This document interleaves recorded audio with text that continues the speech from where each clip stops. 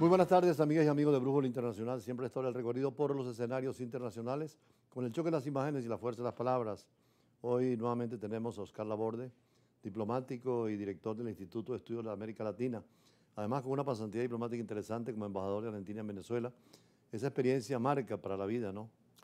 Sí, claro. Por suerte, cada experiencia aporta lo suyo. Yo fui presidente del Parlasur, que es el Parlamento del Mercosur. Anteriormente había sido legislador. Fui alcalde, fui intendente de mi ciudad, que decir que fui desde la aldea a ser embajador Parlasur. Pero sí, claro que cada uno de esos elementos, si uno lo toma con responsabilidad, ¿no?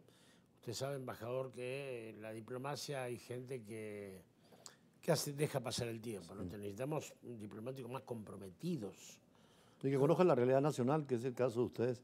Pasan por varias estructuras, sobre todo esa diplomacia parlamentaria que casi nunca nadie habla de esto. Y es muy importante porque los ejecutivos tienen compromisos que a veces no pueden negociar.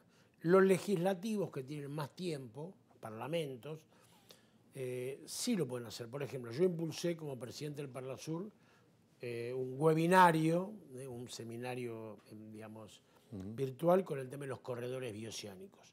Que está al día ese tema. Y claro, yo lo hice cuando no estaba al día, hace 5 años, pero era evidente que viene, embajador. Es decir, América del Sur va a tener corredores bioceánicos sin o contra nosotros.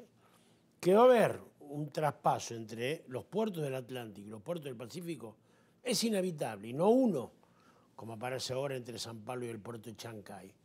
Va a haber varios, es lo que viene, es lo natural. Entonces, los ejecutivos, si lo hacen, si discuten, pareciera que ya están acordando por dónde transitan. Los parlamentos no.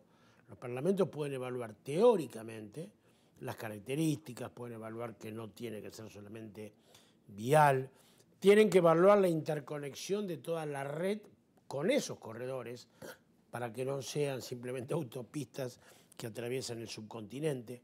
Y eso lo tienen que hacer los parlamentos. Y en el caso suyo, que estuvo en el Parlamento, un parlamento regional, en el Mercosur. Claro, el Parlamento del Mercosur, que es el Parlasur.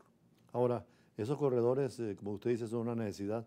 Ya Panamá se quedó en la historia prácticamente con las nuevas vías. México está en lo mismo.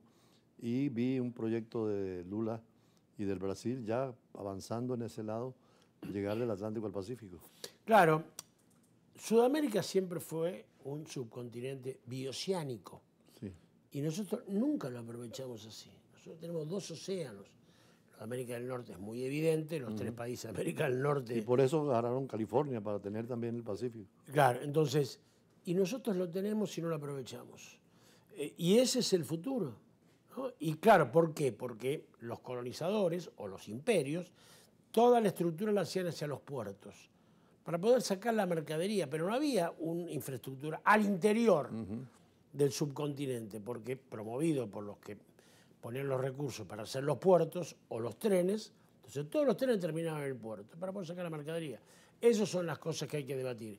Y esto que firmó Lula ya estaba anunciado con el puerto de Chancay cuando se hace la COP en Perú, donde va Xi Jinping, y ese puerto, el de Chancay, va a ser el que saque la mercadería.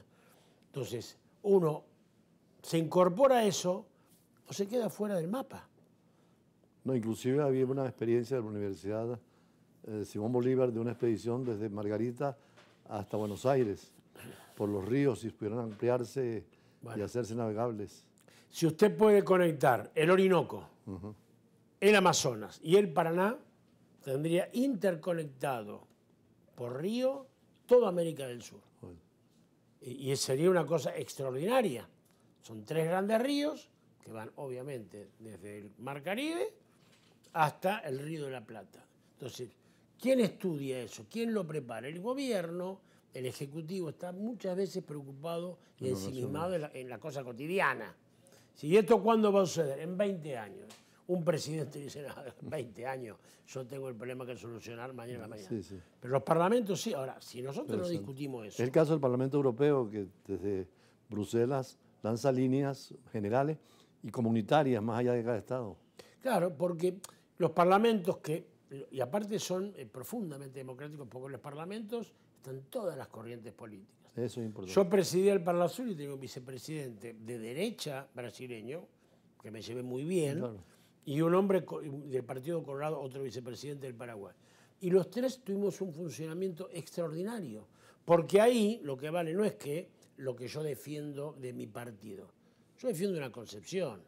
Yo defiendo, bueno, lo que a mi país le beneficiaría de una cosa así. Es interesante ese planteamiento suyo porque poca gente habla de la diplomacia parlamentaria que está el Mercosur, la Comunidad Andina, el CARICOM, el Sistema Centroamericano de Integración y sobre todo que, como usted dice, es plural. Los gobiernos tienen una sola línea y compromiso muchas veces.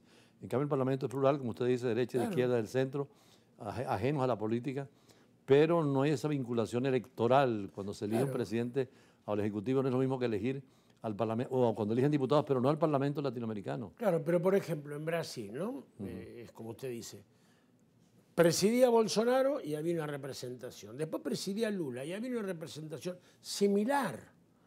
Porque no es que cuando ganaba Lula ponía todos los diputados y cuando ganaba Bolsonaro lo hacía. Entonces, más o menos eran los mismos y había un presidente tan distinto como Bolsonaro de Lula. Y ahora lo mismo. Es decir, cuando estaba Alberto Fernández había una composición de la delegación argentina y ahora hay una composición similar. Hay gente de todos los partidos en el Parlamento. Y siempre. porque son proporcionales. Ahora, es decir, Argentina es elección directa del Parlamento de Mercosur.